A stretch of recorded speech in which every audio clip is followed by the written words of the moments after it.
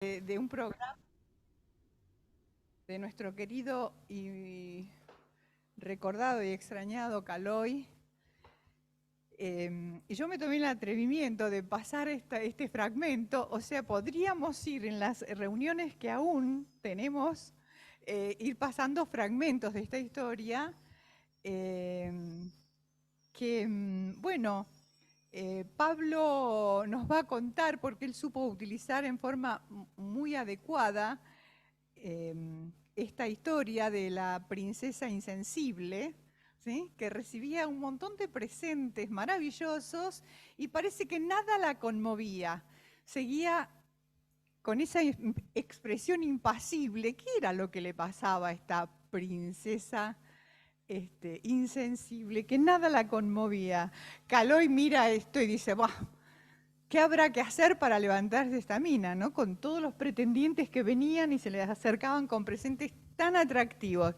Y bueno, yo hoy le pido a Pablo muy especialmente que nos cuente cómo es que él puso en circulación este cuento, esta historia, porque la descubrí, me la encontré, digamos, buscando algunos datos de Pablo,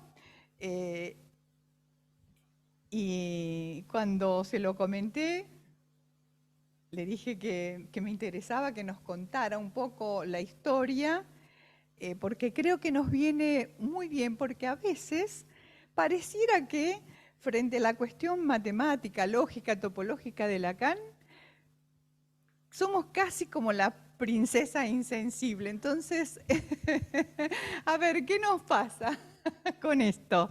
Entonces, Pablo, te doy las buenas noches, te paso la palabra y contanos la historia de cómo descubriste a la princesa insensible, matemático, poeta, músico. Bueno, me dice. Bueno, quien se ha acercado a tus libros sabe cómo están escritos y de la forma en que transmitís. Y esto, un poeta matemático, un matemático poeta, que Pessoa diría, no hay nada más bello que el binomio de Newton, solo que la gente no sabe apreciarlo, ¿no? Y vos venís con tu arte, tu música, tu retórica, tu enunciación, a transmitirnos con poesía muchísimo, ¿sí? De lo que nos cuesta tanto asir de estas matemáticas, de lo arduo, ¿no? Que suele ser esta cuestión de acercarnos a la topología y la matemática de Lacan. Así que bueno, le paso la palabra a Pablo y que nos cuente él algo más de la princesa, pero todo lo que pasó con la princesa. ¿Puede ser? To- Toda la verdad. Muy bien, bueno, gracias, Clara. La verdad que es un poco excesivo todo lo que dijiste, pero bueno, lo agradezco, lo valoro. Y en realidad me tomó de sorpresa esto de, no sé si todos habrán llegado a ver el pedacito de esta película que pasaron recién. Eh, Seguramente la concurrencia se debe a que justamente se corrió la bola de que voy a pasar instrucciones para levantarse una mina, lo cual siempre es útil. Este, Nada, bueno, la idea en realidad es algo para mí, un recuerdo también muy entrañable, porque justo como le contaba recién a Clara y a la vasta asistencia que hay en esta sala, con esta historia me encontré hace muchos, muchos años y de hecho precisamente en aquella época en que se daba este programa de Caló y que tenía en general de cortos de animación muy lindos, y en realidad me había encontrado con esta historia que en ese programa se presentó como un corto, que se daba en muchos episodios. Y la historia era precisamente la de una princesa, como dijo Clara, insensible, esa palabra se la agregué yo muchos años después escribiendo la historia, pero una princesa que no se conmovía, que digamos, cada episodio era un intento de seducción, había muchos pretendientes que iban pasando y cada episodio mostraba cómo uno de esos pretendientes intentaba seducirla.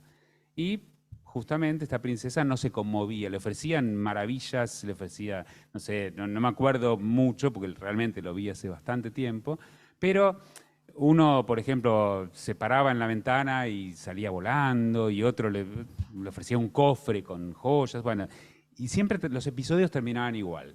La princesa con esa carita que vimos recién, así sin esbozar ni un solo gesto. Y voy a spoilear, pero justamente la idea, y ahora viene la conexión con la matemática, la idea es que el último episodio, nosotros no sabemos de antemano que es el último, pero el último episodio justamente muestra un galán humilde, un pretendiente así, el más humilde de todos, que lo único que hace es sacar de su, mi recuerdo es de su capa, un par de anteojos que se los da a la princesa se los pone y ahí sonríe y finalmente le ofrece su mano a este último pretendiente, ¿no? El galán humilde, que claro, en realidad la idea era que la princesa no se maravillaba ante todo lo que le ofrecían porque no era capaz de ver esas maravillas, ¿no?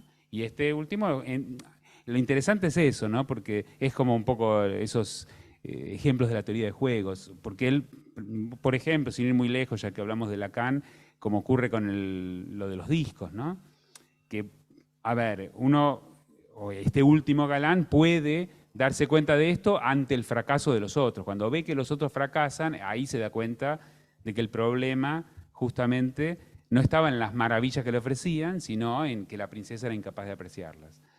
Y el asunto es que, en realidad, esta historia, bueno, como les dije, es algo que vi hace muchos años, y una vez me topé ante el problema de mostrar las maravillas de la matemática ante gente que no digo que no fuera capaz de apreciarlas, pero gente que venía de otros ámbitos, como en ese caso no eran psicoanalistas, era gente que venía de las bellas artes, que no es nada, no hay ningún juicio de valor acá, ni, no. No, pero justamente era gente que no tenía formación matemática. Entonces digo, bueno, ¿cómo les hablo de el infinito, de Canto, de todas estas cosas que yo sé que los van a conmover, porque realmente, ¿no? Digo, como uno no se va a conmover ante la teoría de Cantor. Cualquier persona sensible debería conmoverse. El tema es precisamente aprender a apreciar esa belleza. Y justamente elegí empezar con esa historia. Ahí yo dije, bueno, en realidad la matemática, eso es lo que pasa con la matemática, con la transmisión de la matemática, ¿no?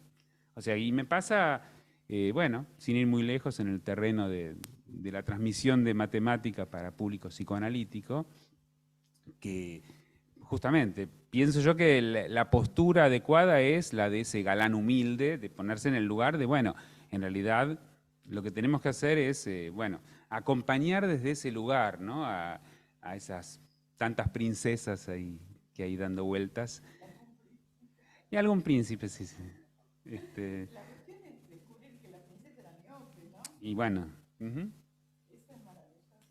sí. Pero lo interesante en realidad, esa historia yo la recordaba vagamente y yo pensaba que era una princesa, pensaba que era un corto checo, porque los checos tienen una animación muy buena, y me recordaba eso. Entonces, bueno, de hecho en uno de los libros que escribí, que empiezo con esa historia, empiezo diciendo, en una serie de dibujos checa, tal y tal cosa. Y ahí quedó, de hecho, cuando estaba en borrador se lo pasé en su momento en la facultad, yo era JTP, jefe de trabajos prácticos, y estuve una vez con Paenza y se lo pasé a Paenza, que le encantó y él también la puso al comienzo de su libro, o sea, como que esa historia, la princesa esa empezó a circular por todas partes. De hecho, cuando Paenza recibió el premio Lilavati, el premio de divulgación de la matemática que estuvo en Corea, bueno, habló de la princesa, o sea, fue todo un viaje de la princesa por todo el mundo. Y claro, y el asunto es que yo nunca, millones de veces, googleé princesa, checa, cortos, dibujos animados, nunca encontré nada, estaba igual de miope que la princesa. Y en realidad, una vez para otro libro, resultó que justo usé una tira de Caloi. Entonces dije, bueno, para pedir el permiso correspondiente, le escribí a Verónica Ramírez, que es, bueno, era la compañera, la mujer de Caloi, y para pedir la autorización, y ahí digo, ella era la productora del programa, le voy a preguntar sobre esta princesa checa. Bueno, y ahí me desayuné con el hecho de que no era checa la princesa, sino que era francesa. Y los episodios, los cortos, en realidad no eran cortos, sino que era un largometraje que, bueno, para el programa se había separado en muchos capítulos. Y ahí lo pude volver a ver y, bueno, me reencontré con la princesa. Entonces, un poco esa debe ser la historia que leíste vos, porque no sé. Sí, sí, sí, la leí escrita. Porque es que aparte me pasó por muchos años que la gente, por un lado me decía, bueno, ¿dónde puedo ver dónde puedo ver los dibujos? O alguien que me decía, uy, yo lo vi, no sabes dónde puedo encontrarlo. Y no bueno, finalmente lo pude ver nuevamente y ahí está accesible, obviamente, está en YouTube, uno puede buscar, pero hay que buscar correctamente. Este, pero bueno, este, ¿qué pasó? Sí. No, es que buscar correctamente se trata justamente, ¿no? Que el correctamente es buscar el lugar desde donde ver el problema desde otro ángulo, ¿no? O sea, cuando vos nos contabas la estrategia de este último príncipe que se dio cuenta mirando desde otro lugar, el problema es por qué no se conmovía con nada la princesa, descubre esta posibilidad, ¿no? De acercarle los anteojos cuando él se da cuenta que era miope. Nosotros estamos miopes en algunas cuestiones. Algo que vos aportaste en la reunión anterior, que me parece que no solamente puede ayudarnos a ver mejor con anteojos o ponernos esos anteojos que la princesa necesitaba, sino que echaste luz sobre algo en relación a la isotopía y al desplazamiento del nudo en el espacio, que compromete algo de la temporalidad en la transformación del nudo, en esa transformación continua. Así es como empieza por lo menos la publicación de Paidós del Seminario 23, y esto que nos traías fue realmente iluminador, porque hablamos de un tiempo lógico todo el tiempo, nos referimos y nos encargamos de decir que no es el tiempo cronológico, pero hay un tiempo que implica una lógica que compromete el espacio topológico del desplazamiento. A esto, ¿podemos llamarlo tiempo topológico? ¿Sí? Bueno, que nos cuentes un poquito más de esta. Nada, está muy bien, te agradezco. En realidad, bueno, eso, se acabaron los cuentos, ahora vamos a hablar un poco, nada, sigue siendo un cuento en el fondo, así que vamos bien. No, pero está bien la pregunta y a ver, como un poquito dijimos la vez pasada, porque sí quizás por las dudas, por si alguien se perdió el encuentro anterior, a lo mejor algún concepto vamos a repetir. La vez pasada hablamos de esta idea de definir sería una homotopía en el espacio, que es la que va a definir la equivalencia entre nudos. Entonces, de alguna manera, el concepto preciso, como dijo Clara, es isotopía, que es el que me va a decir cuándo dos nudos son equivalentes. Y esa idea de que dos nudos sean equivalentes, justamente va a tener que ver con que... ¿Sí? ¿Vamos bien? Perfecto, bueno. No, esta idea de que dos nudos sean equivalentes justamente va a tener que ver con el hecho, la vez pasada creo que hicimos algún dibujito, con el hecho de que uno pueda, bueno, a grandes rasgos, intuitivamente deformar, ¿sí? Deformar uno para obtener el otro. Deformar significa justamente sin cortar ninguna de las circunferencias que intervienen. Pero, precisamente, digo, la vez pasada, yo en algún momento que me puse un poquito más formal, les había dicho, bueno, por ejemplo, un nudo, pensemos en un nudo con un solo redondel. Un nudo matemáticamente sería esto, ese 1 con el 1 arriba es la circunferencia, entonces un nudo es, digamos, una cierta inmersión, digamos, de la circunferencia en el espacio. O sea, esto está escrito así con una flechita, es lo que se llama una función, y tiene que ser una función continua, pero además dije que sea una inmersión, bueno, justamente porque la idea es que no solo sea continua, sino que además no sea lo que se llama en matemática inyectiva, o sea, no haya puntos que se superpongan. Entonces, la idea es que el punto de partida es una circunferencia y la estoy metiendo, sumergiendo, en el espacio tridimensional. Hay una pequeña diferencia entre inmersión, entre algo que es inmerso y algo que es sumergido, pero no importa, no voy a entrar en detalles.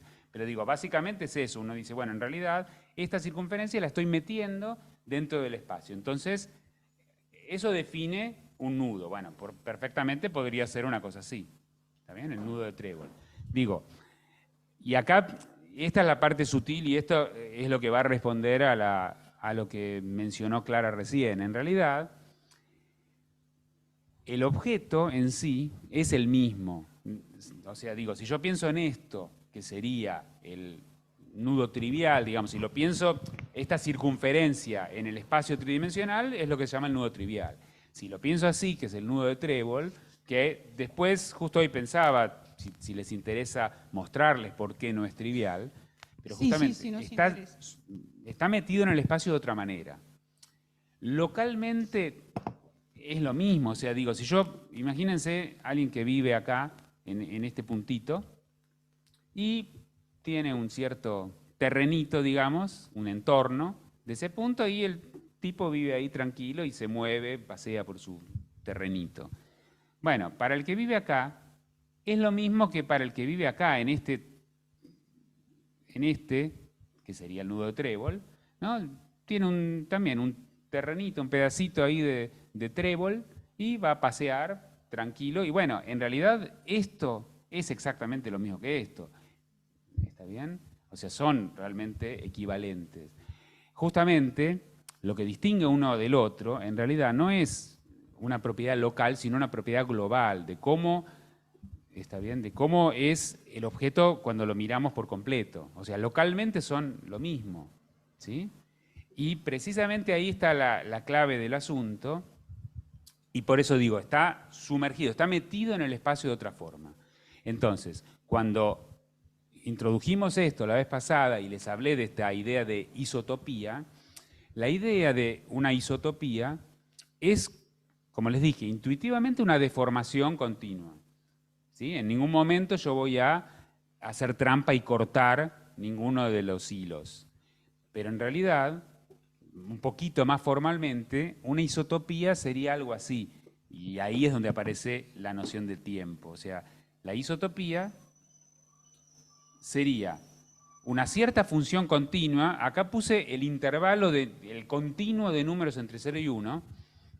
Entonces, la idea es que esto, a ver, voy a borrar el dibujito. La idea es que esto, para que sea una isotopía, pido que sea, bueno, continua, y que para cada valor, porque fíjense, acá tengo todo, en todo valor de tiempo le puse t porque justamente uno lo piensa como tiempo, o se puede pensar como tiempo.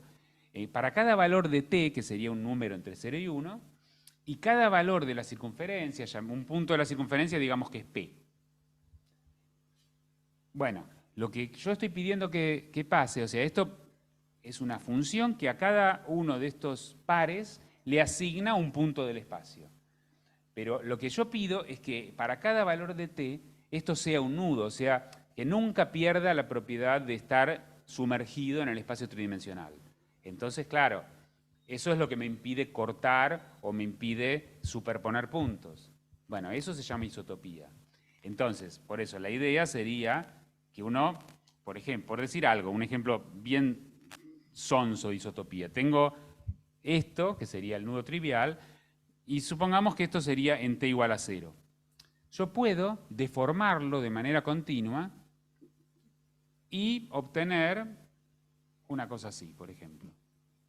Y claro, uno ve que efectivamente es el mismo nudo, nada más que está en el espacio ubicado de una manera un poquito distinta, pero digo, es el mismo nudo.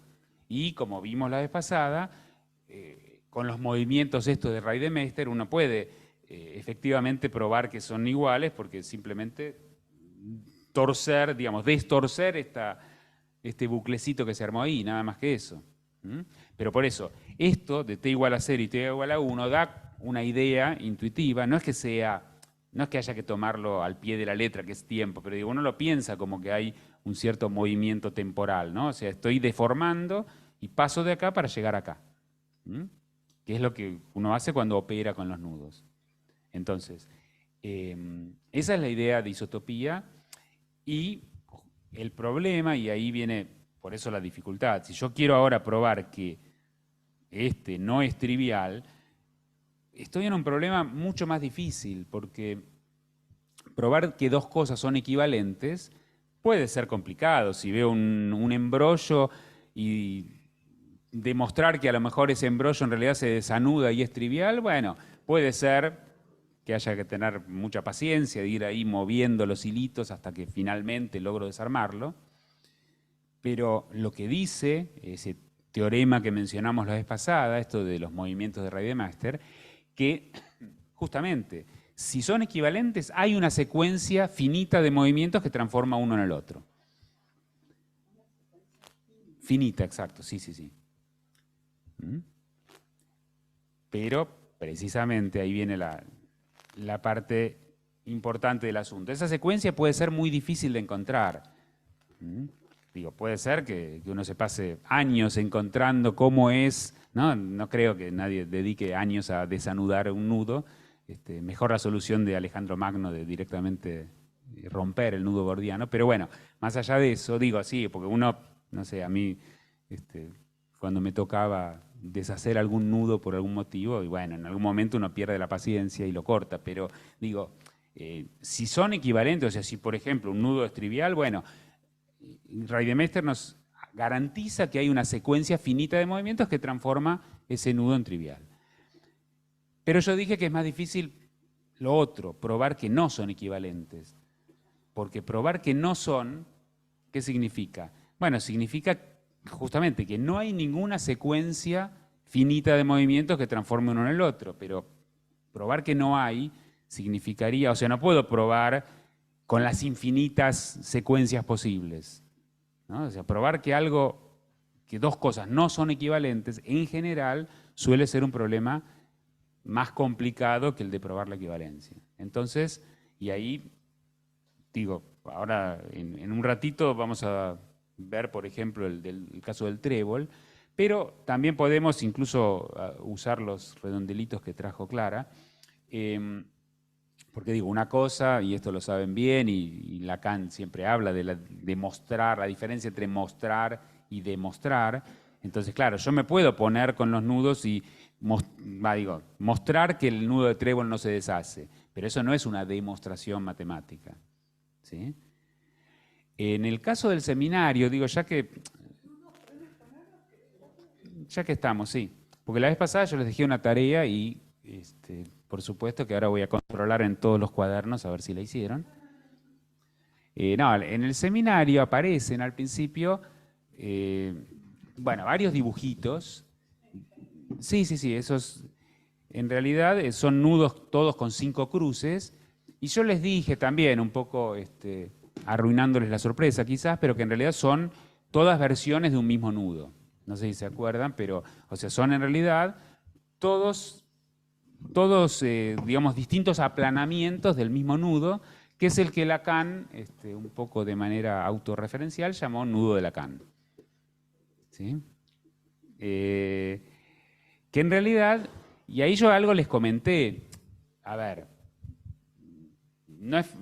como ejercicio quizás no sea sencillo, a ver, estos que están pasando así, o sea, todos estos, bueno, el que pasó, todos esos son versiones del mismo nudo, y digo, un ejercicio posible sería agarrar y ponerse ahí con los movimientos de Rademacher y empezar a mover las líneas, ¿no? Las líneas de un diagrama, ¿se acuerdan que esto es un diagrama? Esto que Lacan llama aplanamiento, y efectivamente comprobar que son equivalentes. Ahora, otra manera de verlo sería la siguiente. Yo la vez pasada les comenté que cuando uno, bueno, mira lo que son las llamadas tablas de nudos, hay toda una clasificación de los nudos, y les había dicho, bueno, en esa clasificación, bueno, está clasificado de acuerdo a la cantidad de cruces. Entonces, primero aparece el que tiene 0 cruces, que es el nudo trivial. Y les había llegado a comentar que con un solo cruce también es trivial, ¿sí? Bueno, eso se demuestra fácilmente porque con un solo cruce, bueno, no hay muchas posibilidades. Sería algo así y Rademacher nos muestra enseguida que efectivamente esto es igual al trivial. Quizás cueste un poco más de trabajo, pero con dos cruces también se ve que solo puede ser trivial. Tampoco hay muchos dibujitos posibles, digamos, pero uno ve enseguida que algo así, ¿no? Digamos, dos cruces sería algo así. Y también es trivial, esto es como un caramelo, ¿no? De esos que venían así, que uno simplemente giraba para abrirlos. Bueno, es lo mismo, giro de este lado y listo, me quedó trivial. Y recién después, en esta tabla de nudos, va a aparecer el nudo de trébol. ¿Sí? El nudo de trébol, que es el primer nudo no trivial. Digo el primero si uno los ordena de acuerdo a la cantidad de cruces. ¿Sí? Ojo que estoy hablando de nudos por ahora de un solo redondel. Obviamente, de dos cruces uno tendría esto, una cadenita, pero bueno, esto es un nudo de dos componentes. ¿Tá? Por ahora, digo, si nos limitamos a los nudos de un solo redondel, bueno, tenemos esto. Después hay uno de 4 en esa famosa tabla de nudos, la pueden encontrar googleando, es más fácil que encontrar el cuento de la princesa. Y después vienen los de 5. Y los de 5, de acuerdo a esa tablita, son 2. ¿Sí? Ahí sí, alguien se tomó el trabajo de demostrar que efectivamente esos 2 que aparecen en la tabla no son equivalentes. Y algo les había llegado a comentar. Uno sería como esa especie de estrella de 5 puntas, ¿no? ¿Se acuerdan que, bueno, el dibujo sería algo así? Y el otro sería este que está acá. Bueno, este que está acá son muchos en realidad. Vimos que hay varios aplanamientos distintos, pero justamente se puede demostrar que son todos el mismo. Entonces, digo, si quieren copiemos uno.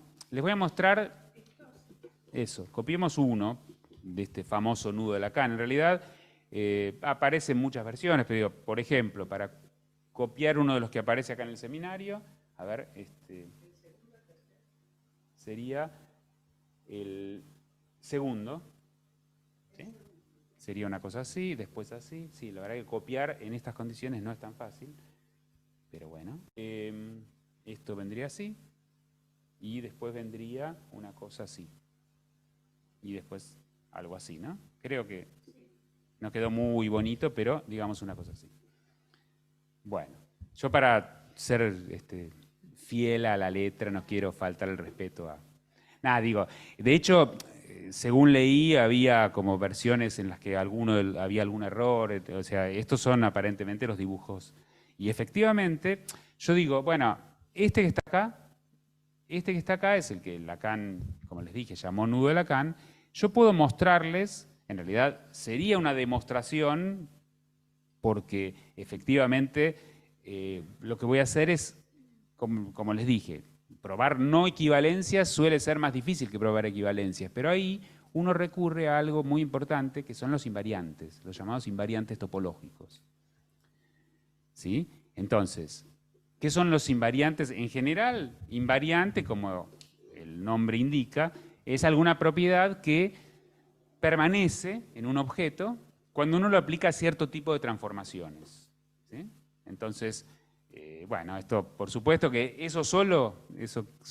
nada más que esa idea que acabo de formular en realidad da para hablar muchísimo y cada teoría tiene sus invariantes. Pero justamente en el terreno de la topología, un invariante, bueno, es precisamente, en general en la topología es un invariante es una propiedad que permanece cuando uno aplica lo que se llama un homeomorfismo. Particularmente en la teoría de nudos, un invariante es algo que permanece cuando le aplico estas isotopías, o sea, es una propiedad del nudo, es una propiedad esencial del nudo. Si yo deformo algo, va a perder sus propiedades geométricas, ¿no? Digo, por poner un ejemplo. Si yo agarro, no sé, una esfera y la deformo, y bueno, va a perder su superficie va a ser otra, el volumen que encierra va a ser otro, o sea, un montón de propiedades geométricas van a perderse. Pero la esencia topológica permanece, si solamente la deformo. Bueno, acá lo mismo, un nudo, si yo simplemente opero con él sin cortar nada, va a mantener sus propiedades, y esos son los invariantes, los llamados invariantes. ¿Y las propiedades en este caso pueden ser la cantidad de agujeros o de los cruces? Bueno, esa pregunta es sumamente importante y está bien y hay que tener mucho cuidado, porque, a ver, ¿qué son los agujeros? ¿Cómo contar los agujeros? Claro, bueno, ese es un invariante muy conocido que en realidad, bueno, sin duda Denise, que está acá presente, sabe mucho de eso porque trabaja con ese tipo de... Claro. Nada, digo, trabajar con, o sea, asociar ciertas estructuras algebraicas, en este caso al nudo, al objeto que uno estudia. Muy concretamente, en el caso de los nudos, uno puede precisamente eso, estudiar de cuántas maneras, no de cuántas en cantidad, pero de qué maneras diferentes se puede enlazar un nudo. Entonces, digo, el nudo trivial solo se lo puede enlazar muy trivialmente, como su nombre indica. Yo lo que puedo hacer es un lazo, hacerlo dar vueltas, y claro, bueno, si mi lazo sería una curva cerrada. Si mi lazo simplemente hace un paseíto y ni se mete con el agujero bueno, ese lazo sería reducible, sería como cero. En cambio, si yo quiero, puedo, bueno, efectivamente, enlazar, meterme acá adentro y recién después cerrar mi recorrido. Bueno, ese sería un lazo ya no trivial, un lazo ya no reducible. Pero así como hice esto es muy parecido a las vueltas en el toro, muy parecido, es lo mismo. Estamos hablando de otro objeto, pero define una estructura algebraica que es el llamado grupo de homotopía. ¿Sí? O sea, ¿qué quiero decir con eso?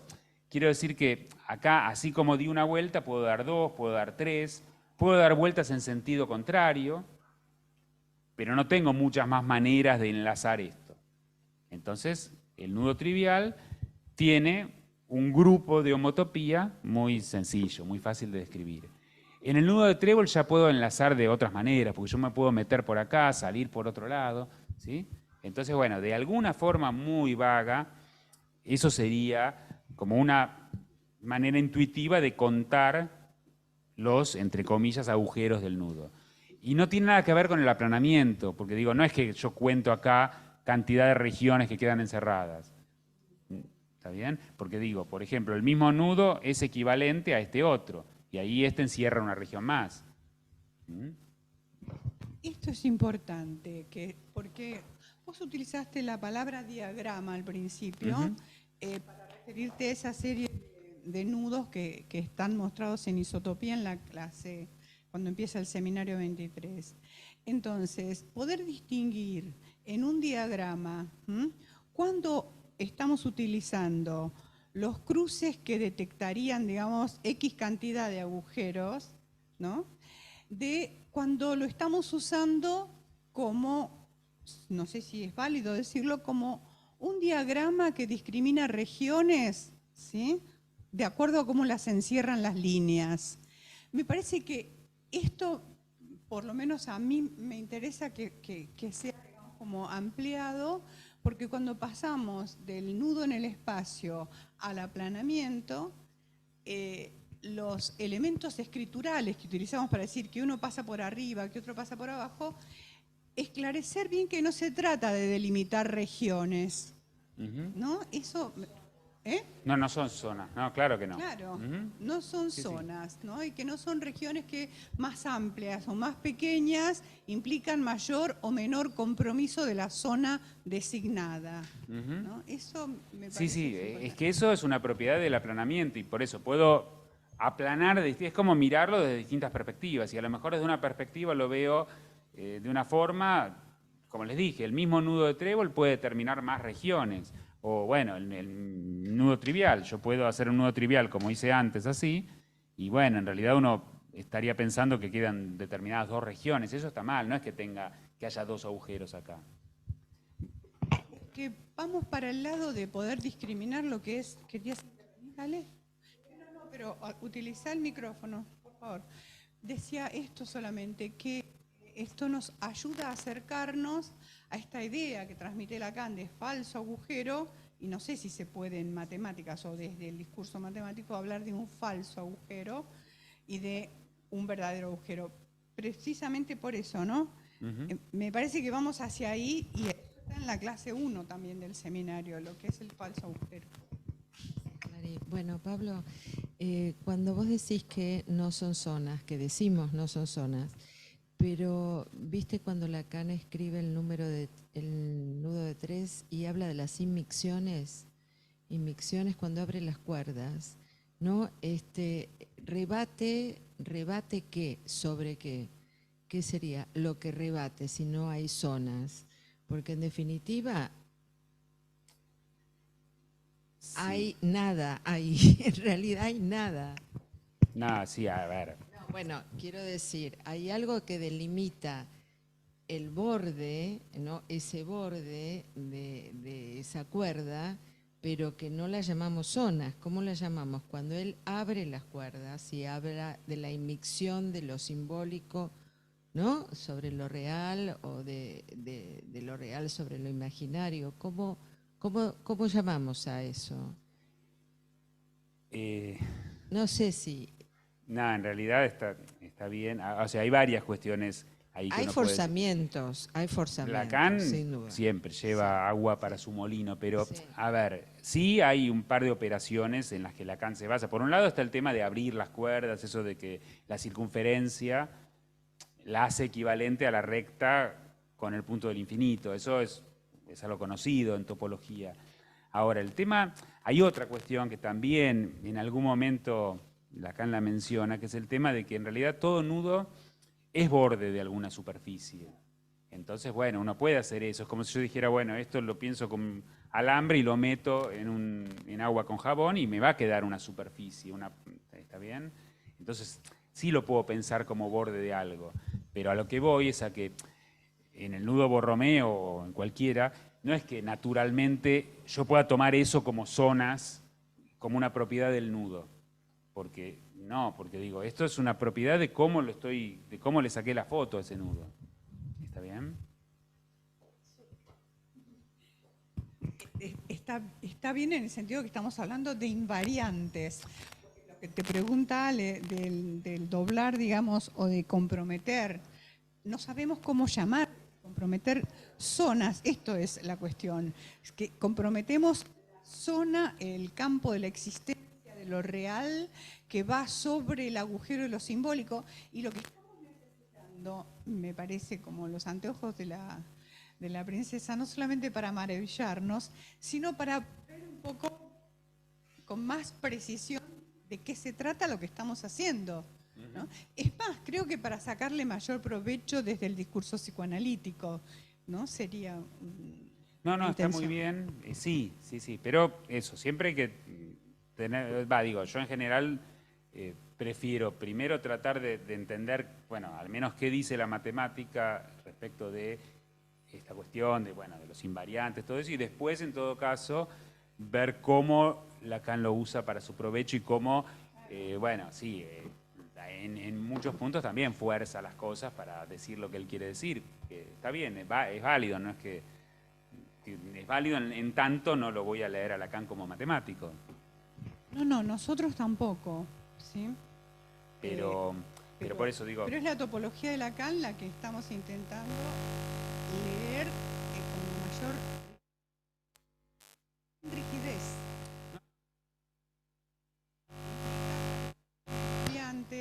Cuando está la isotopía en juego de un nudo trivial o de un nudo que no lo es, ¿no? Y eso, bueno, vamos haciendo un caminito al andar, ¿no? pero bueno, justamente, ya que estamos, les presento un invariante que nos va a permitir mostrar, por ejemplo, que estos dos nudos no son iguales. Yo creo que eso es como un ejemplo sencillo donde realmente algo, como dije antes, del orden de la mostración pasaría a ser realmente una demostración. Bueno, porque se puede demostrar que efectivamente lo que voy a hacer ahora define un invariante en el terreno de los nudos, en el terreno de los diagramas de nudos.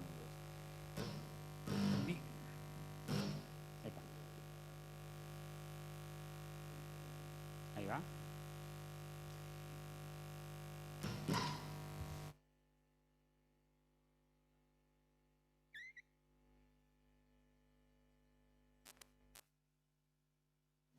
Aprovecho. ¿Ahora se escucha bien?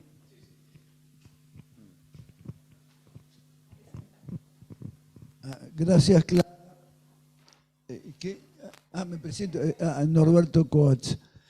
No, quería comentarte que te agradezco la importancia que ya de entrada le das a los cruces, porque hasta yo, lo poco que entiendo de todo esto, los tres únicos anudamientos de cuatro anillos se pueden distinguir por los cruces, porque cruzan diferente cada uno de esos tres, el que Lacan llama el neurótico, el que dice que Freud llama tal cosa en el capítulo 3 del seminario anterior, del 22, y un tercero que hay, que pueden distinguirse porque el sintón cruza diferente a cada uno de ellos, no sé por qué más, pero por eso se pueden distinguir solo 3 nudos de 4 y es por los cruces. Por eso te agradezco que le estés dando tanta importancia a los cruces, porque se pueden distinguir el de Freud, el de Lacan y ese tercero que es uno que existe pero no tiene nombre, y es por los cruces, precisamente porque cruza distintas veces en cantidad. También es en calidad, porque en cantidad quiere decir a cada uno de RCI. Bueno, ya lo veremos, supongo, cuando lleguemos, ¿no? Te agradezco, perfecto. En realidad, está bien, te agradezco el comentario. No soy yo el que le da importancia a los cruces, es como toda la gracia del asunto, así que digo, no me quiero llevar méritos que no me corresponden. A lo que voy es a que justamente todo lo que interesa en la teoría de nudos, cuando uno agarra un nudo que está aplanado, va a tener que ver, por eso la vez pasada distinguí entre lo que es proyección y lo que es un diagrama. O sea, el diagrama justamente es el que está atento a cómo son los cruces. Y algo que se podría ver a simple vista muy parecido, por ejemplo, digo, si yo en realidad, en lugar de hacer eso, hiciera, por ejemplo, así, y bueno, a simple vista quizás me confunda, los veo casi iguales este y este. Sin embargo, este es de trébol y este es trivial. Entonces, efectivamente, ¿y cuál es la diferencia? Bueno, hay un cruce que es diferente, este. Y eso podría parecer, como dice Lacan, una pifiada. Bueno, sí, puede ser que yo estoy tratando de dibujar el trébol y me salió mal. Y claro, y ahí viene todo este tema de, si lo tengo así, está bien, yo puedo borrar y borrón y cuenta nueva, como uno diría, o puedo hacer eso de, bueno, repararlo, como dice Lacan. Sí, por supuesto, digo, lo puedo transformar en no trivial de muchas maneras distintas. Está bien, pero claro, todo el secreto está en los cruces. Y ya que hablamos, esto me da pie, fue todo preparado. La pregunta de él estaba... Te adelantaste un minuto, pero salió bastante bien. Nada, digo, justamente la idea es que esto me da pie para definir un invariante que es muy importante, que se va a llamar número de desanudamiento. Y eso, de alguna manera, por ejemplo, me va a permitir ver que estos dos nudos son distintos. ¿Qué es el número de desanudamiento? Bueno, en realidad, acá hay que tener un poquito de cuidado, porque si yo les digo los números de cruces de un nudo, eso no está bien. Está bien porque, como les dije antes, el nudo de trébol, por ejemplo, lo dibujé así, pero lo podría haber dibujado con más cruces. Bueno, sí hay un invariante que es el número mínimo de cruces. O sea, se demuestra que cualquier dibujo que yo haga del trébol, si lo empiezo a simplificar en el sentido de ir moviendo los hilitos para, ¿no?, usando estas operaciones de Reidemeister, siempre voy a llegar a que el nudo que me queda va a tener 3. Ese es el mínimo. ¿Está bien? Bueno, el número de desanudamiento es, y esto se demuestra que es un invariante, es el mínimo número de cruces que yo tengo que alterar para transformarlo en trivial. De alguna forma mide cuán lejos está mi nudo de ser trivial. ¿Se entiende la idea? O sea, justamente el nudo de trébol, todavía no demostré que no es trivial, pero pronto lo hacemos, va a ser con otro invariante. Pero digo, el nudo de trébol está cerquita de ser trivial. Si yo le pifio en un cruce, ya se transformó en trivial. Bueno, y eso se demuestra que es un invariante topológico, o sea, un invariante de la teoría de nudos. ¿Sí? Bueno, prestemos ahora atención a estos dos. Uno diría, ¿por qué? Ya no es tan evidente, ¿no? Salvo que uno se ponga a jugar. Yo acá en realidad agarré esto como para que, si tienen ganas, los hagamos. Pero digo, la vez pasada creo que llegamos a ver que este de 5 cruces se podía hacer, por ejemplo, trenzando, no sé si se acuerdan. La vez pasada habíamos dicho que si uno agarra en principio y cruza y hace la trencita, son dos, así que no hay muchas maneras de trenzar, ¿no? Si uno hace esto, bueno, así, bueno, esperen, me pasé. Si hubiera sido nada más que 3 veces y cierro y clausuro la trenza, como dijimos la vez pasada, nos da el nudo de trébol. Si lo hago 5 veces, 1, 2, 3, 1 más y finalmente 5, y cierro acá, efectivamente, al clausurar, como dijimos la vez pasada, esto me queda este nudo que está acá. Eso se puede demostrar, lo pueden hacer, lo pueden fabricar, si quieren trenzar. Fabriquemos este último que hiciste. ¿Sí? Bueno. Bueno, vamos a hacer acá con ayuda. Lo que tenemos, bueno, el problema. No, si trenzamos así, trenzamos 2, son más o menos igual de largos. El problema. El amarillo, verde, rojo y azul son iguales. Bueno, entonces hacemos con este. El problema es que no está el pie, ¿no? Del micrófono, no. Bueno, no importa, no importa. Yo ya que estamos en la trenza, trencemos. Ahí está. Ahí va. Acá después con Denise vamos a tocarles el tango trenzas. Sí, empezamos con un anime, podemos terminar con un yo la vez pasada, cuando estuve en enero, estuve a punto de tocar trenzas, porque era como una tentación, pero no lo hice. A ver, ahí va. ¿Ahí? ¿Se escucha bien? No, digo, esto, como les decía, a ver, arranquemos con esto de hacer 3, ¿no? 1. Acuérdense que tiene que ser un número par para que me quede de un solo redondel, ¿no? Porque cada vez que, si hago una cantidad impar de veces, me van a quedar justamente cruzados los colores. Tiene que ser un número impar para que me queden cruzados los colores. Si hago par, me van a quedar 2 redondeles. Entonces, si hago una vez, me queda trivial. 2 veces, 3 veces, y cerramos acá. Esto, ya creo que lo hicimos la vez pasada, pero bueno, los trucos exitosos está bien repetirlos. A ver.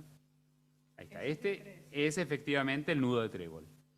Y claro, uno prueba y sí, esto no tiene pinta de trivial. Bueno, pero si hacemos una vez más, esto sí que no me acuerdo si lo hicimos. De 5 no lo hicimos. Perfecto. Si hacemos una vez más, bueno, entonces sería 1, 2, 3, 4 y 5. Ahí está. Esto. Y bueno, vamos a cerrar acá. A ver. Ahí va. Esto que está acá es el nudo y fíjense que le puedo dar la forma de la estrellita, no sé si se llega a ver, pero digo, sí, podemos, efectivamente esto es la estrellita que está acá. ¿Está bien? Así que se produce con una trenza. Bueno, por más que intenten, este otro no lo van a lograr con una trenza de 2 hilitos. ¿Está bien? Porque 2 hilitos implica... 3 hilitos, ¿qué implica? 2 hilitos implica esto, y 3... Bueno. Como se puede fabricar con una trenza, pero es una trenza un poco más complicada. Okay. Si quieren, ejercicio para... No, sí, Bueno, pero este que está acá es esta estrellita. Este otro, bueno, ahora sí voy a... Si quieren, el nudo de Lacan también lo podemos fabricar, pero no como lo hicimos recién, sino copiándonos del dibujo. Sí, se puede hacer perfectamente. Pero digo, voy a mostrar, concretamente en realidad sería como les dije, una demostración, porque esto que voy a usar es un invariante, que es el número de desanudamiento. Fíjense que este nudo de Lacan, en realidad, no sé si lo ven a simple vista, pero ¿qué número de desanudamiento tiene? O sea, ¿cuántos cruces tengo que alterar, invertir, para que me quede trivial? 4. ¿4? Bueno, generosa con... No, son 5 cruces. A ver, vamos a descartar... Uno trivial. ¿Sí? Para que quede trivial, a ver, vamos a hacer una cosa que también digo, ya que estamos, para empezar a ver cómo uno piensa estos problemas. Vos dijiste alterar 4 cruces, invertir 4 cruces. Bueno, invertir 4 cruces a los fines prácticos es lo mismo que invertir 1. Pues si tengo 4 cruces, Claro. ¿está bien? Sí. Y así que en el fondo le pegaste, porque hace falta invertir, o sea, con invertir un solo cruce alcanza. El tema es que hay que elegirlo bien. Fíjense que si yo, por ejemplo, doy vuelta este cruce, bueno, lo voy a hacer y vamos a ver lo que queda. O sea, al invertir ese cruce me quedaría así. Y efectivamente, no sé si, no voy a dibujar todo, pero fíjense que estas 2 orejitas se separan y después todo lo que me queda que hacer es destorcer. Así que si yo invierto ese cruce, ya está, lo trivialicé. ¿Está bien? ¿Y cómo lo elegiste? Bueno, a ver, ¿cómo lo elegí? En realidad, justo es el que estaba arriba y probé con ese. No, si elijo este otro, también. En el nudo de trébol pasa eso. Cualquiera que yo invierta, ya está. En este caso, fíjense que si yo invirtiera, a ver, creo yo, a ver, probemos. Si invirtiera este cruce, ya ahí no es trivial. No sé, digo, está bien, esto se desliza y pasa por abajo del otro, pero me queda anudado todavía. Es más, lo que me queda es un nudo de trébol, si uno endereza un poco los violines. Quiere decir que si yo no lo elijo correctamente, puedo necesitar una segunda inversión para llegar a transformarlo en trivial. Pero encontramos un cruce que...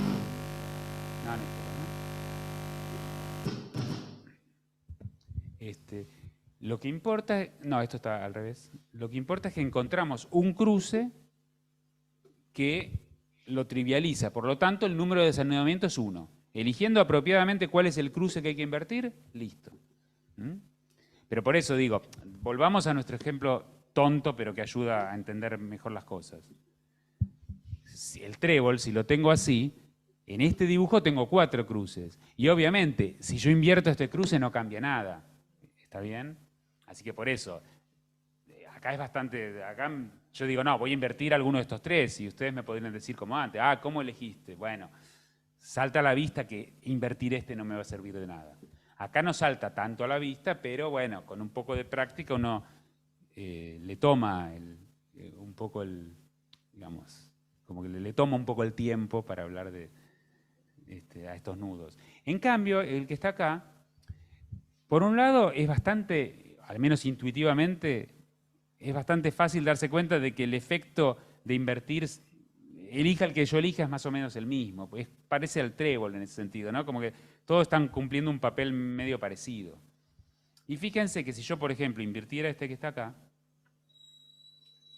no se trivializa. O sea, este que está acá es el nudo de trébol. Necesito ahora invertir un segundo cruce para que se transforme en trivial. ¿Está bien? Y acá, bueno, obviamente, de vuelta, tengo que elegirlo bien, pero esto que está acá, si yo ahora esto lo desplazo, me va a quedar una cosa así. Digo, este lo puedo desplazar y me quedaría así, ¿no?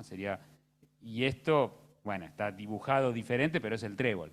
Y ahora sí, invierto cualquiera de los 3 que me quedó y me queda trivial. Pero necesité 2, hacer 2 inversiones. ¿Está bien? Eso es como una operación y define un invariante topológico, el mínimo número de cruces, y eso ya está mostrando que son nudos distintos. Para este con uno me alcanzó y para este no. ¿Está bien?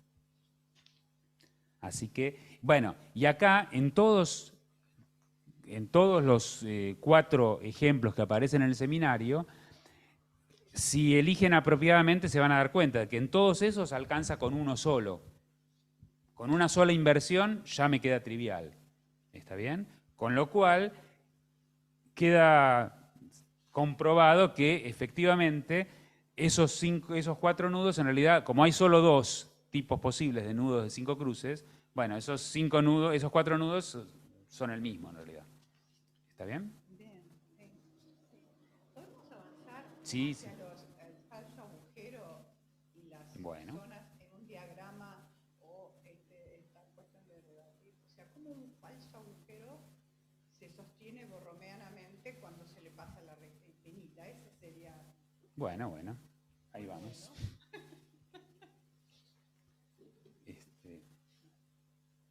Ahí vamos. En realidad, bueno, por supuesto, esto ya lo hemos hablado, esas ideas o esas cosas que Lacan menciona como falso agujero, bueno, son como, de vuelta, maneras de Lacan de decir ciertas cosas, pero lo que él llama falso agujero en este contexto va a tener que ver con esa situación que se da con el nudo Borromeo. A ver, el nudo Borromeo tal cual se lo encontró Lacan por primera vez era esto que uno habitualmente ve dibujado así, ¿no?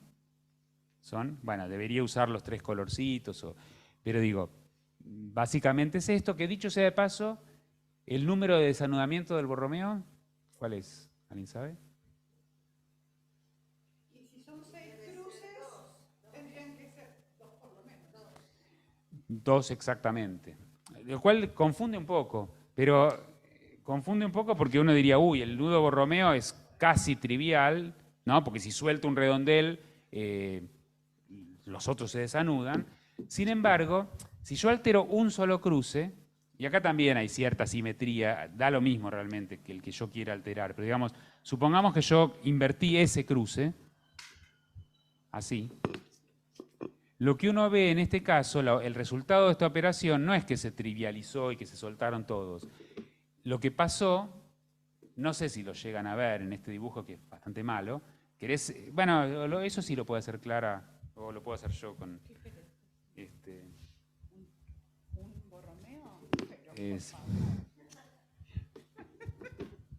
sale con fritas, como dice mi amiga. eso es. No, digo, no sé si se lo llegan a ver en el dibujo, se podría ir dibujándolo un poquito mejor y mover un poco esto para que se vea bien, pero ya que tenemos acá el material, ahí está el Borromeo.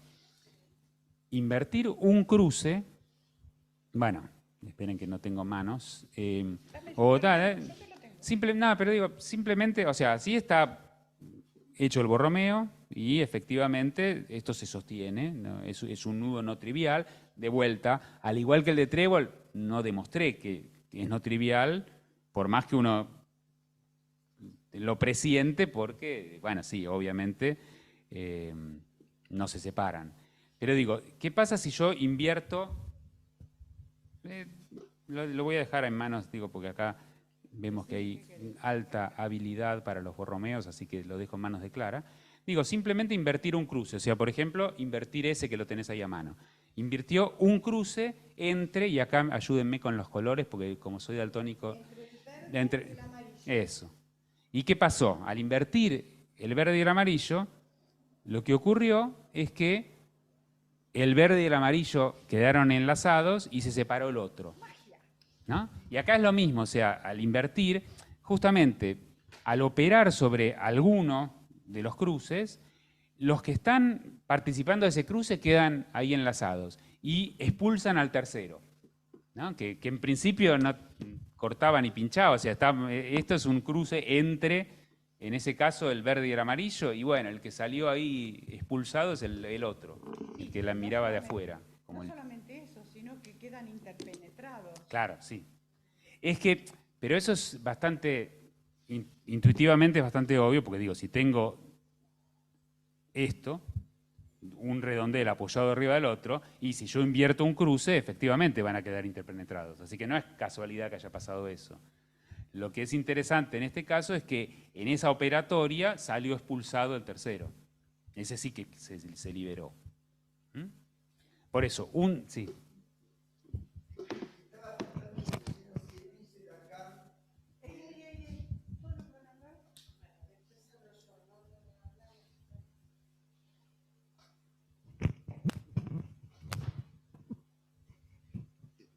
Querría, si podés, que continúes con qué nos dice Lacan del falso agujero? ¿Por qué estás haciendo esto? Empecé, claro, con el nudo borromeo. ¿Y a qué le llamas? Sí, ahí vamos. Solamente quería, ya que hablamos del número de desanudamiento, quería señalar que en el caso del borromeo, invertir un cruce no me alcanza, necesito invertir un segundo cruce. Ahí sí, si invierto ya ahora queda todo desanudado. Yo no pude evitar recordar que Lacan siempre habla de cuando él menciona en dos lugares, ¿no? La cuestión de los cruces o no cruces en dos puntos, lo que tiene que pasar dos veces por arriba, que está efectivamente el número 2 es indicador de que hay que hacer una operación ahí para restaurar el borromeo. Por eso asocié inmediatamente el número 2 con tu pregunta. Fue a partir de eso, no porque lo supiera de antemano. Bueno, no, igual no hay que, digo, cuando uno pone la respuesta que correcta. Parecería que el 2, ¿no?, indica la posibilidad de retornar al borromeo o no, si eso hay que repararlo, ¿no?, en dos lugares. No, está bien, sí, no es casualidad que sea 2. Sí, por supuesto. Está muy bien. Pero justamente, digo, todavía hay cosas que no hemos llegado a decir ni comprobar, pero vamos a la pregunta que acá las multitudes se están haciendo.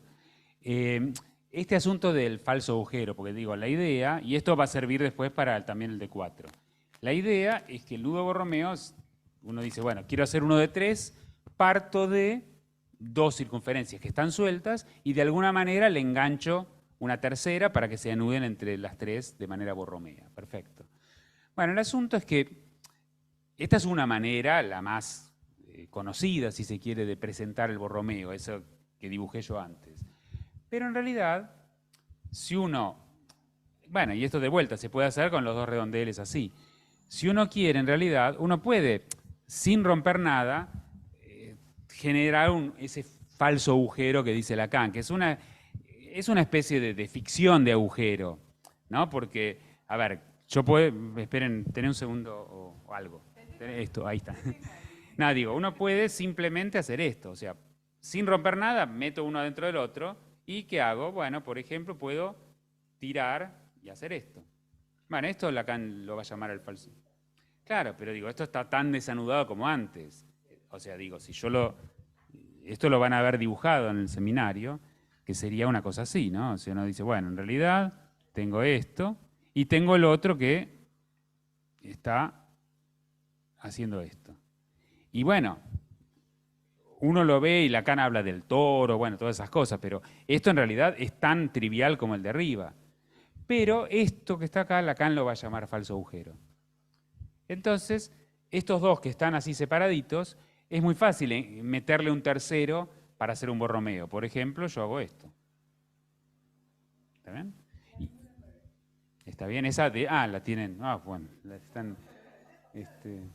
perfecto. Bueno, no... Claro, bueno, ojo con esa, porque esa es muy... No, pero confunde, y yo en realidad leyendo algún comentario me di cuenta, porque digo, al principio, al menos la versión sin la recta, la versión que yo tenía dibujada justamente era esto. Y esto que está acá no es un borromeo de 4. Digo, estos dos están separados, está bien, pero en realidad no es un borromeo de 4, porque si yo saco una de estas, o esta, quedan anudados. ¿Está bien? Bueno, pero ahí viene la cuestión, que en realidad parece ser que Lacan acá se estaba refiriendo a que esto que está acá no son dos redondelitos, sino que él pensaba en un toro, claro, como si eso fuera un tubito, digamos, que en realidad, si lo dibujara completo, sería un toro que estaría como, no bordeando, no sería la palabra correcta, pero digamos como envolviendo a ese falso agujero. Y efectivamente, o sea, es una manera medio extraña, en teoría de nudos uno no haría esto, pero digo, efectivamente, están como anudados borromeamente ese toro que envuelve y esos dos redondeles de adentro. Pero claro, mirando ese dibujo yo realmente si no me la explican, no veo un toro ahí. ¿Está bien? Digo, por eso, al principio digo, no, es un error. Lacan quiso hacer un nudo de 4 y eso no es un nudo de 4, pero no. Lo que está haciendo es... Pero lo que sí se puede hacer, eso, digo, enlazar entre sí dos falsos agujeros. Eso Lacan lo hace, ¿no? O sea, ese objeto que acabamos de fabricar, que bueno, en el dibujito sería esto que acabo de hacer, así. Bueno, no esperen una gran calidad artística, pero ahí. Esto que está acá, si yo me fabrico uno igual y los enlazo, bueno, me quedaría justamente, bueno, obviamente, digo, sería algo así, ¿no? O sea, como, ¿no? Digo, eso mismo que acabo de hacer, me fabrico otro, que sería este. Bueno, no me quedó nada lindo. A ver. Pero sí, algo así, digamos. Una cosa así y acá pasa por arriba. Estos dos serían dos, entre comillas, falsos agujeros, pero que están anudados y esto no se separa. ¿Está bien? Y ese sí es Borromeo. Sí, sí.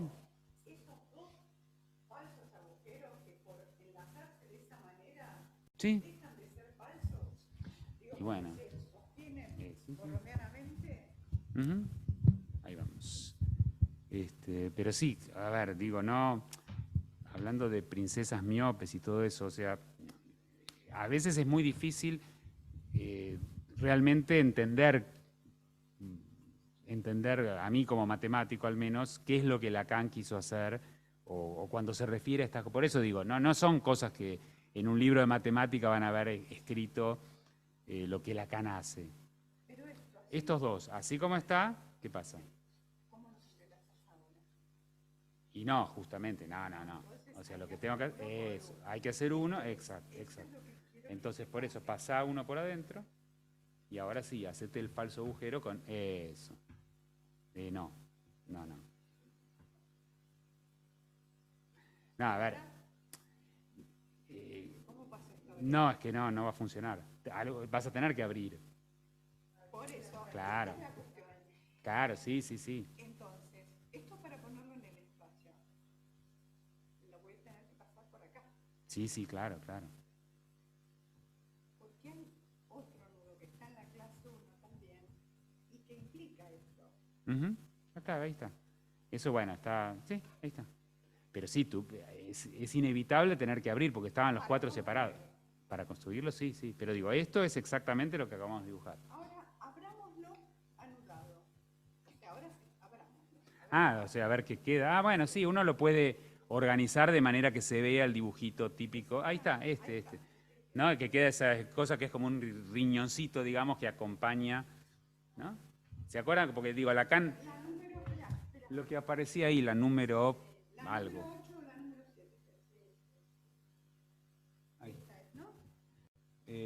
Bueno, eso sería, no, digo, el de arriba. No, el anterior, fíjate el anterior. Eso. Bueno, no, eso hay uno de más ahí. O sea, Lacan. La número 4, la número 7. Cae. Número 4, la número 7. Cae. Si no sé qué hace, hay uno de más ahí, no, ese dibujo no lo tenía. Pero... ¿Este grepó es el del cuarto nudo así? No, este no es el del cuarto nudo así. Bueno, a ver, permiso. Bueno, querría ser, pero está mal, ¿no? Porque ese está suelto. ¿Este otro? No. A ver, qué raro. Acá sí, este sería, ¿no? ¿Ves? Este. Por eso digo, no está en... No, está este, es este. Pero está mal puesto. Estaba mal el dibujo, claro. Está Bueno, mal el dibujo, ujú. Pero digo, él...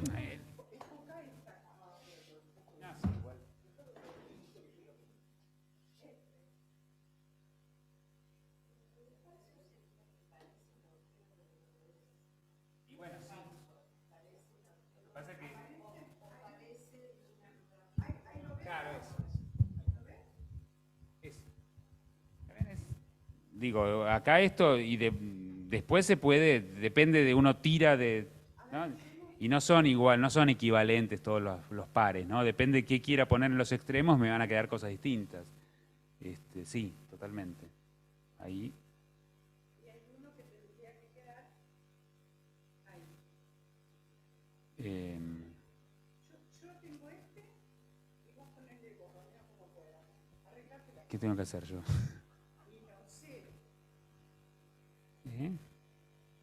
No sé qué. Ah, ponerlo. Ah, no entendía a qué te refería. Bueno, sí, a ver, permiso.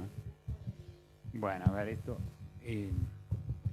esto no es lo que estuvimos practicando, Clara. A ver, uno debería, sí. Antes nos había quedado. O sea el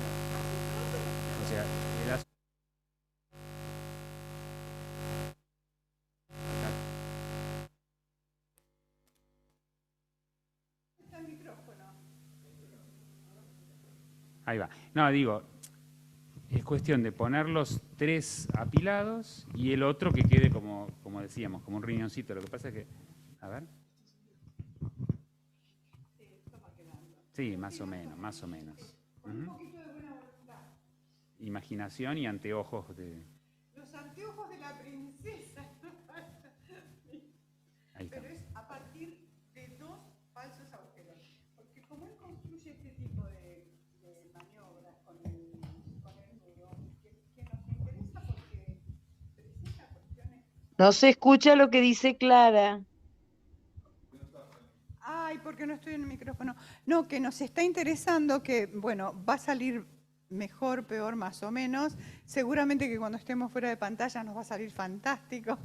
Pero esto es como estar usando los anteojos que el príncipe le alcanzó a la princesa, porque si nosotros pensamos que a partir de 2 falsos agujeros, ¿sí?, se puede construir, ¿sí?, o presentar en el espacio los 3 apilados enganchados con un cuarto a partir de 2 falsos agujeros.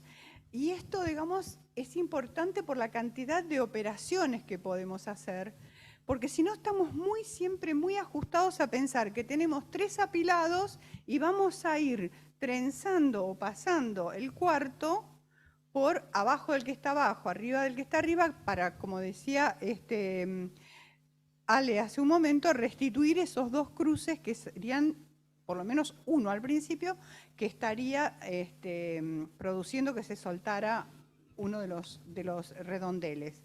Y que la posibilidad de maniobrar las cuerdas y la escritura pues, y la puesta en plano, que nos permitamos jugar, ¿sí?, porque después nosotros como el que le sacamos provecho a la noción de ese falso agujero que hace falta, ¿sí?, atravesarlo o agujerearlo, digamos, con la recta infinita para que ese agujero se verifique en el sentido de que se sostenga borromeanamente, que arme el anudamiento borromeo.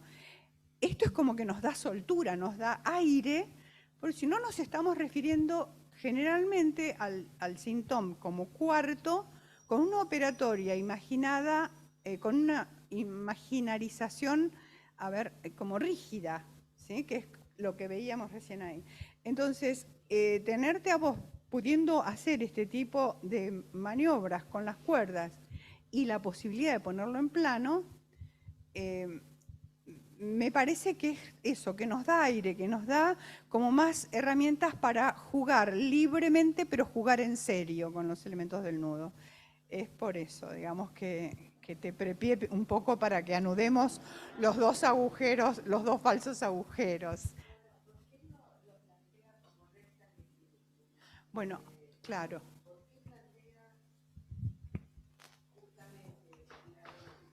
Del agujero. ¿Por qué plantea la verificación de un verdadero agujero trazando la recta al infinito? En esa presentación, ¿no? ¿Por qué con la recta al infinito? Él después va a decir que se trata justamente, ¿no?, del falo, pero ¿por qué él necesita dibujar eso? ¿Para qué? No, en realidad, a ver, no, ahí ya hay justo la parte donde yo ya dejo de responder porque digo, a ver, explicar por qué, claro, o sea, yo puedo explicar la equivalencia topológica que hay entre la recta, eso sí lo puedo hacer, pero digo, ¿por qué se le ocurre, o por qué quiere presentarlo de esa forma? O una vez abre una recta, otra vez abre dos. Bueno, O sea, eso... la pregunta, Pablo, sería, desde el punto de vista matemático, topológico, ¿la recta al infinito nos ofrece una ventaja escribirlo de ese modo? Esta es la pregunta, desde el punto de vista topológico. No, bueno, a ver, es una de las equivalencias, sí, en algunos contextos seguro que ofrece sus ventajas esta idea de identificar, ¿no? Porque digo, a ver, uno tiene, como dijimos, ¿no? O sea, lo que es la circunferencia se demuestra que es equivalente a la recta a la cual uno le agrega un punto. Y esta equivalencia, yo no me acuerdo si la vez pasada dijimos algo, esto creo que no, ¿no? Alguna vez que charlamos seguro que lo hablamos. O sea, en realidad, claro, hay una manera de definir este homeomorfismo, digamos. Esto es como un espacio que uno define, eso, agregándole un punto exterior a esa recta, que se llama punto del infinito. Bueno, esto en realidad no sale de la nada, sale de justamente lo que se suele llamar, con una dimensión más, se suele llamar proyección estereográfica, que en realidad consiste en agarrar una esfera.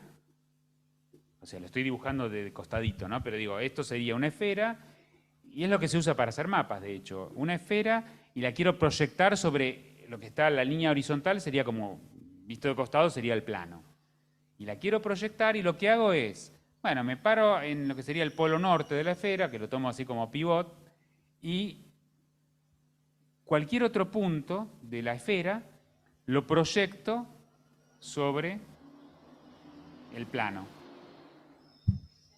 Y efectivamente esto es una bisección, o sea, para cada par diferente de puntos, si yo tomo ahora un punto Q y lo proyecto, me va a dar una imagen diferente. O sea, efectivamente, dos puntos diferentes van a parar a dos imágenes diferentes y viceversa, recíprocamente, lo que uno ve también es que no solamente pasa esto, sino que hay como una transformación inversa, digo, porque cualquier punto que yo agarre en la recta, en lo que sería el plano, si yo lo uno con el polo norte, en algún lugar, en un único lugar, se va a cortar con la esfera.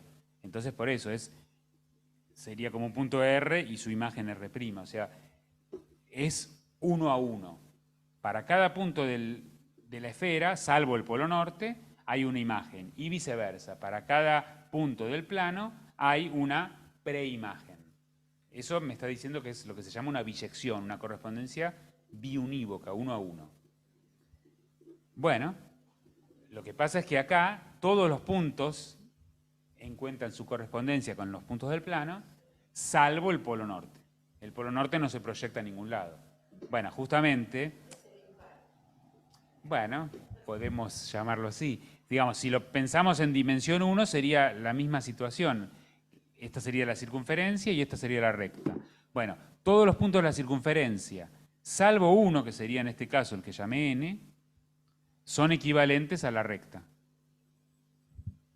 Bueno, lo cual quiere decir que si yo defino un espacio topológico agregándole un punto adicional a la recta, me va a quedar la circunferencia completa.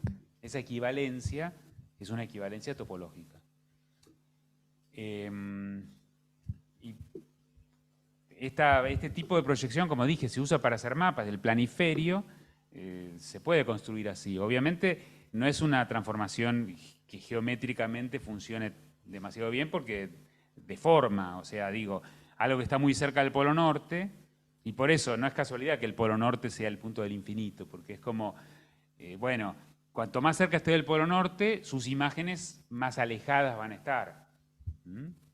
Por eso digo, esto en la clase de geografía, cuando uno le explicaban el tema este de los mapas, le decían, y bueno, fíjense que Australia, que está por acá, cuando yo la proyecto, me da un dibujo así. En cambio, Groenlandia, que es mucho más chico que Australia, cuando yo la proyecto, me da, y pareciera, en el plano, parece más grande, pero eso es porque está más cerca del polo norte. ¿Está bien? sin hacer referencia, digamos, a la geografía y a la proyección del polo sobre un plano, ¿sí? La noción de infinito en relación a la recta, una recta al infinito con puntos que se pierden en el espacio, digamos, ¿no? La pregunta es la siguiente. Hay una invitación a pensar que esa recta en algún lugar pega la vuelta, ¿sí? Y envuelve, digamos, a la esfera terrestre, sería, ¿no? De esta manera, así como vos, cuando hicimos la trenza de 5, decías, bueno, y ahora lo que hacemos es clausurar la trenza y pegabas todo ese giro en el dibujo, o sea, podríamos imaginar que eso es el punto que da vuelta y...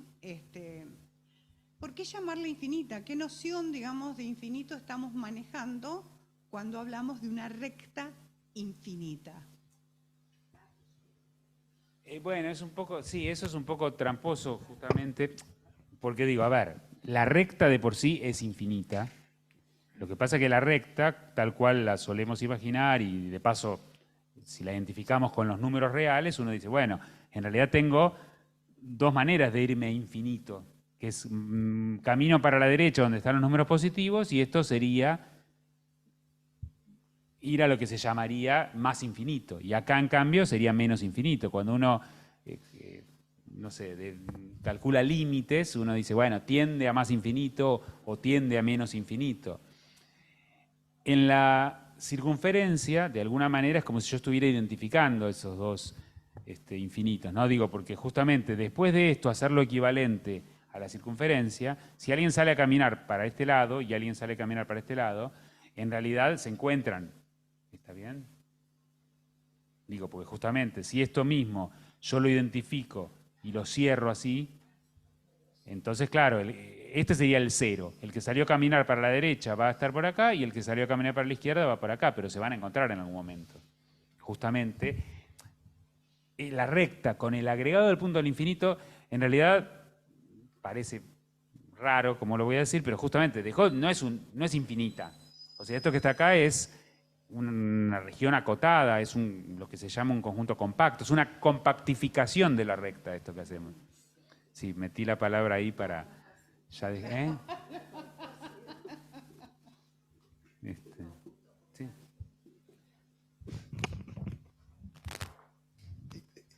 Entonces, por lo que nos decís, el verdadero agujero es el agujero borromeico. No, a ver. Digo, en tanto Lacan está diciendo que el falso agujero es cuando no hay Borromeo. A ver, no es que Lacan en algún momento dice qué es el verdadero agujero, pero digo, si yo tengo que pensar, yo llamaría, entre comillas, verdadero agujero cualquier situación en donde no tiene por qué ser Borromeo. Digo, uno puede enlazar cosas que no generen nudos triviales de muchas maneras distintas, no necesariamente Borromea. Lo que pasa es que, bueno, a Lacan le interesa el nudo Borromeo, pero digo, en general, lo que Lacan dice explícitamente habla de falso agujero, y eso yo lo entiendo como esa situación en la cual justamente tengo dos circunferencias que están pareciendo formar un agujero, pero en realidad no lo forman. Nunca habla de verdadero agujero en esos términos, creo yo. Habla de verificar el agujero, ¿sí? O de un agujero que borromeanamente subsiste. O sea, Nunca habla de verdadero agujero, pero sí habla de un agujero que borromeanamente subsista. Eso por un lado. bueno. Pero además, porque cuando habla de lo verdadero y se va a referir a lo real que está en juego, digamos, en el anudamiento, Borromeo, se trata de, él dice algo muy fuerte, que es que lo real se encuentra en los embrollos de lo verdadero.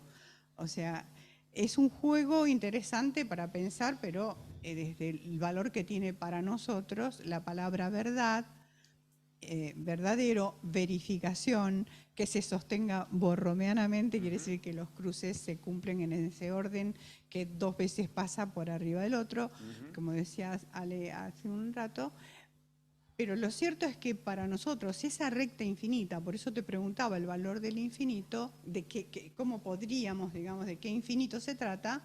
Ahora es muy gracioso pensar que el infinito cesa en el encuentro, ¿no? Que siempre es desencuentro para nosotros, sería fantástico, para hacer poesía, ¿no? Para hacer poesía.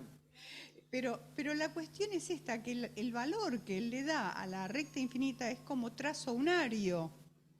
¿Sí? RI, ¿sí? Lo va a referir a un concepto altamente potente en su enseñanza. Y es esto lo que verifica el agujero o lo que indica, por ejemplo, el lugar de la letra por venir. Y lo pone ahí donde, atravesando ese falso agujero, se consigue, digamos, construir un nudo borromeanamente verificado, digamos. Esto es importante, por eso la insistencia. Vos disculpanos, digamos, la miopía. No, la miopía. No, está perfecto.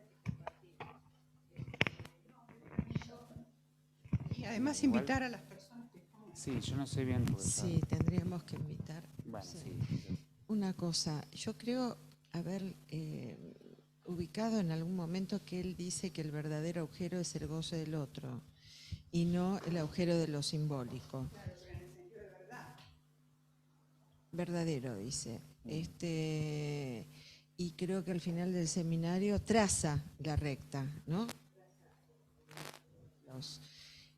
Creo que en la última clase o en la penúltima, por ahí. Entonces, indudablemente es un tema que insiste, que tiene que ver con el goce, que tiene que ver justamente con el campo del goce. Entonces, por eso me parecía interesante lo que vos traías del infinito, ¿no? Del conjunto compacto.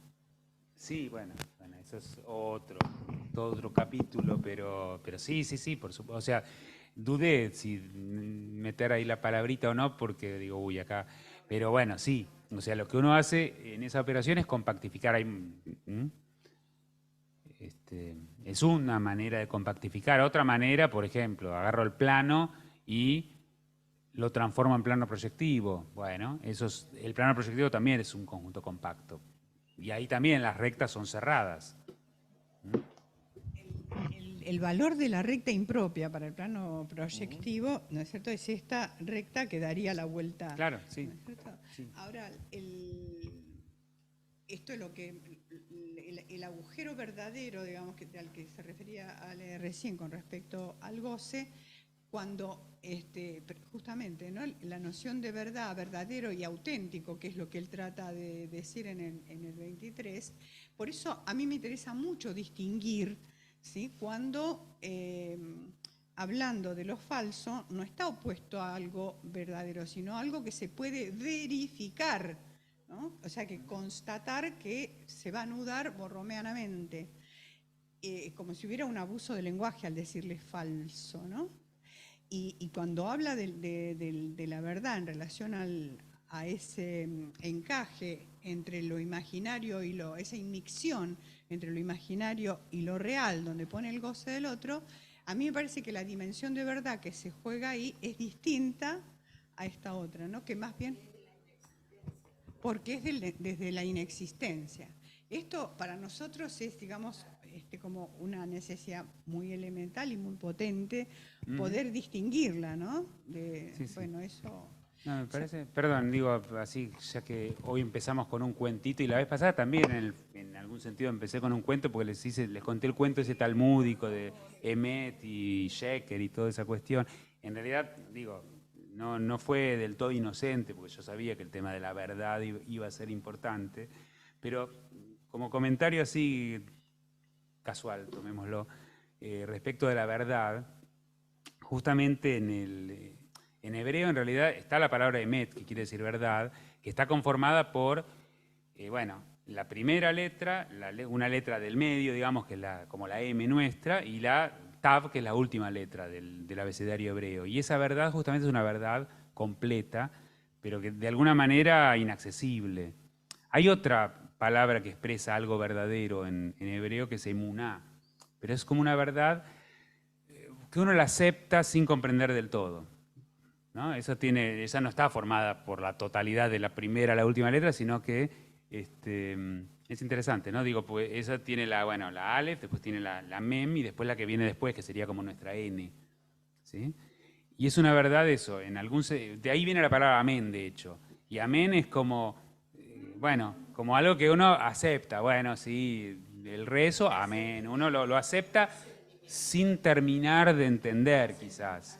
Es como, claro, bueno, de acuerdo, con algo así. Así que bueno, de alguna manera, y el asunto es ese, ¿no? Como que muchas veces decimos amén, y bueno, en realidad cuando uno se pone ahí a hilar más fino, hay que tener cuidado con aquello a lo cual asentimos. No, emet es verdad. Es la palabra que aparece en la leyenda del golem, ¿no? Que tenía emet. Emuná es la otra palabra. Emuná, pero de ahí las mismas, digo, porque las vocales no están escritas en el hebreo. Bueno, emuná, de ahí sale la palabra amén. Que una vez, no sé si, una vez había una anécdota que quizás sea inventada, pero que un chico después de ir a misa y que escuchaban que todos decían amén, preguntó si amén era lo mismo que enter. Me pareció muy simpático, ¿no? Pero bueno.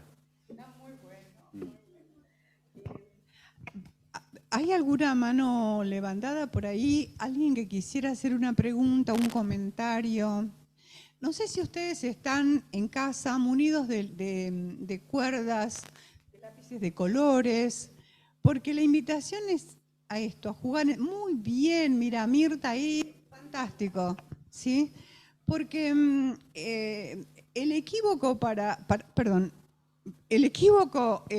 nosotros es y el errar, digamos, es un elemento muy valioso y muy potente. Entonces, jugar con los nudos y jugar en serio y jugar a errar y a equivocarnos es encontrar por ahí la vía de expresarnos con las propias palabras, sirviéndonos de las enseñanzas de Lacan para transmitir nuestra clínica, ¿no? Porque es de ahí de donde sale este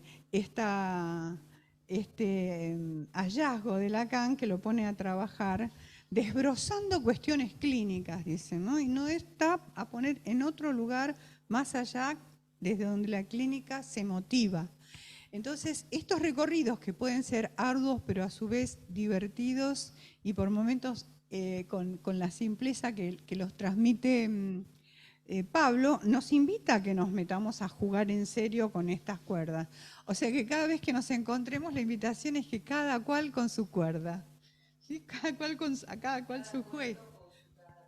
Claro, o cada acuerdo con su cuerda, a cada cual con su cada cual. Y poder hacer poesía, porque yo les recomiendo el artículo de donde yo me encontré con el cuento de la princesa, que está en tu página web. En realidad, bueno, sí, es un lugar donde subo, una plataforma donde subo. Una plataforma, y se llama, es la plataforma de Pablo Onsen y se llama La insensibilidad de las princesas. Yo se los recomiendo, es un escrito que no es un ensayo matemático, no es un cuento, y nos introduce con poesía y una prosa muy interesante. Ahora dice, bueno, en esta cuestión de cómo mirar el problema de otra manera. Por eso de alguna forma fue tratar de enlazar esos dos falsos agujeros para mostrar de qué otra manera podemos construir la presentación del nudo de 4. O sea, la invitación es que se vengan munidos de cuerda, y ahí hay una pregunta de Camila Barone, ¿sí? Sí, ¿qué tal? ¿Cómo te va, Camila? Adelante. Bien. Disculpen mi ignorancia, quizás en la pregunta, pero me queda la duda cuando hablamos de la inversión de los nudos, de los agujeros y estas intersecciones.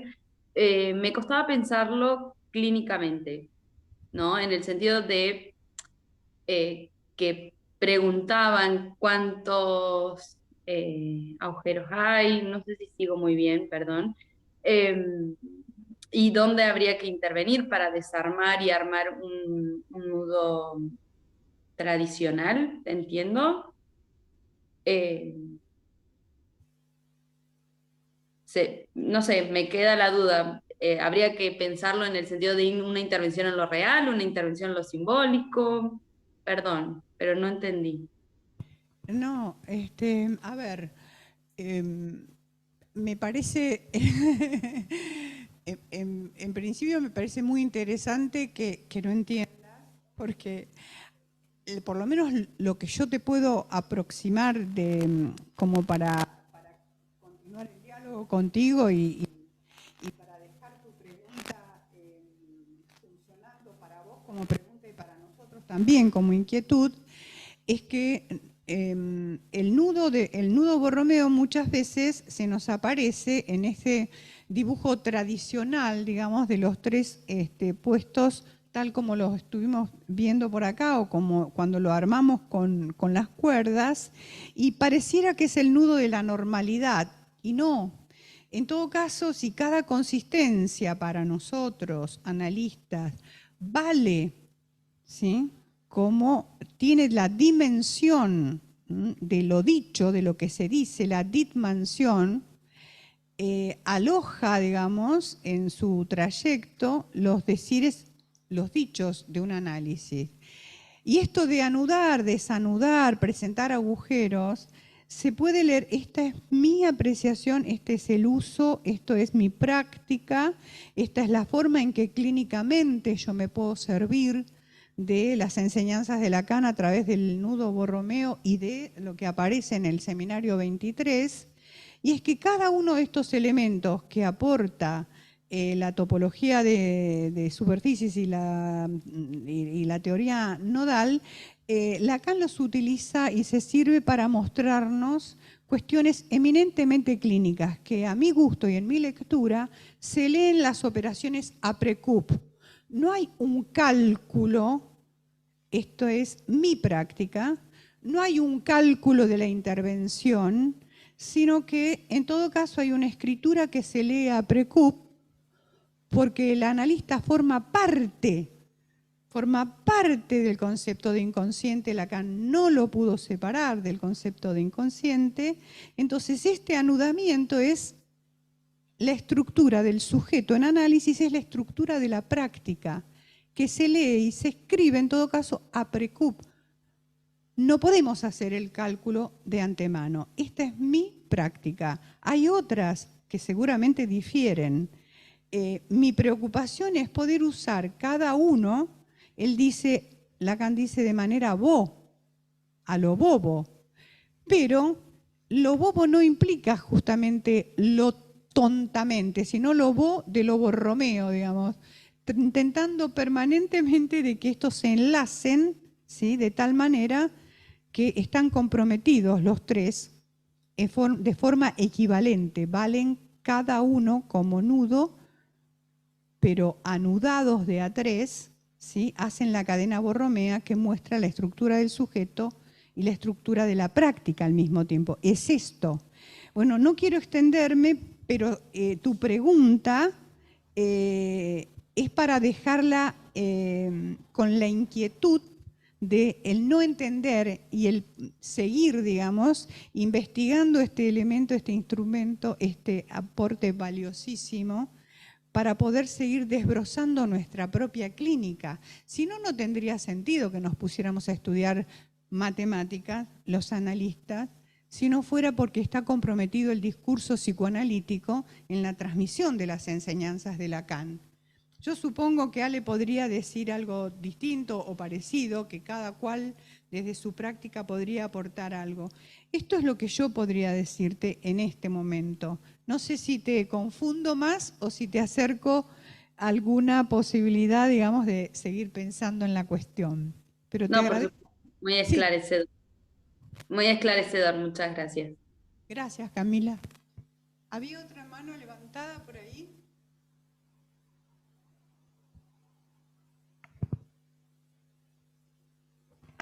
No, sí, perdón, digo, yo que de chiquilín la miraba de afuera, en el terreno del psicoanálisis, pero digo, en realidad lo que sí puedo agregar desde lo mío es que, al menos ingenuamente, puedo pensar que, bueno, no, o sea, con esto no se puede pretender un algoritmo, o sea, así como cuando ahora uno va al mecánico y pasa un escáner y dice, ah, bueno, hay que cambiar tal cosa, no es que, ah, bueno, hay que invertir tal cruce.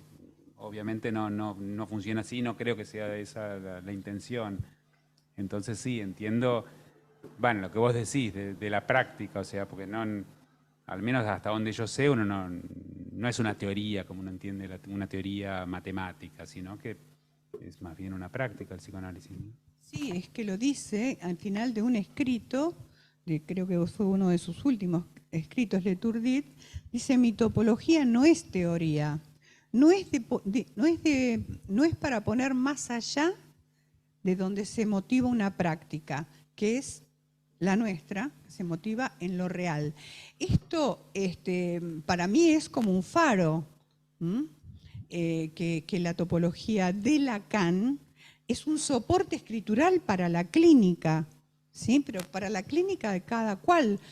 Por eso la misión, en todo caso, de estos cursos, que es gentil, amorosa y con mucha paciencia, dedicación y rigurosidad, Pablo viene a ofrecernos, es que podamos servirnos de estos elementos escriturales para tener palabra propia, es decir, para poder dar cuenta de nuestra clínica, que es singular y que dice, ¿sí?, en todo caso, del deseo de cada uno de sostener esta práctica y de poder transmitirla lo más rigurosamente que se pueda y no rígidamente. El nudo Borromeo, pensarlo como modelo, es una rigidez, por ejemplo. Bueno, no sé, creo que por hoy nos encontramos con cuerdas, ¿sí? Con cortes y quebradas la próxima y hacemos el nudo de 4. Sí, claro que sí. Sí, yo, hablando de cálculo, yo en realidad había pensado o contarles algunas cosas que quedaron pendientes de la vez pasada, y lo de la trenza y lo de escribir y todo eso, bueno, eso también, pero bueno, yo me dejo llevar por las preguntas.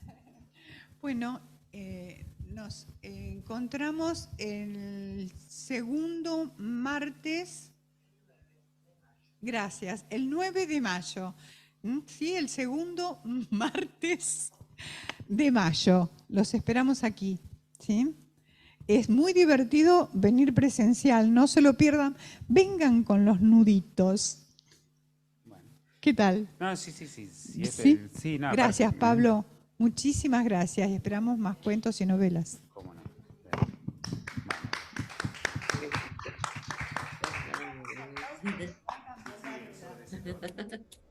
Chau, chau.